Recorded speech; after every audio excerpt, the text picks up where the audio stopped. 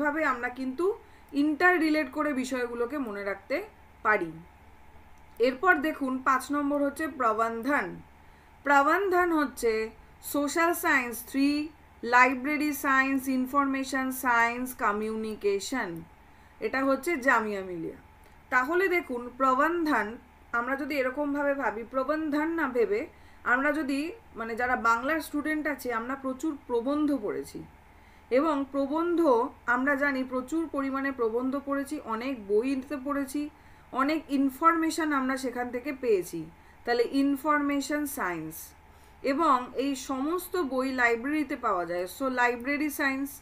এবং এই বই পড়েই আমরা কোথাও কমিউনিকেশনটা শিখতে পারি, যে ঠিকভাবে কি করে কমিউনিকেট করতে হবে, কিভাবে লিখতে হবে, কিভাবে পড়তে হবে, এই বিষয়গুলো তার সঙ্গে ইন্টার রিলেট করলেও কিন্তু আমরা এই কমিউনিকেশনকে মনে রাখতে পারি।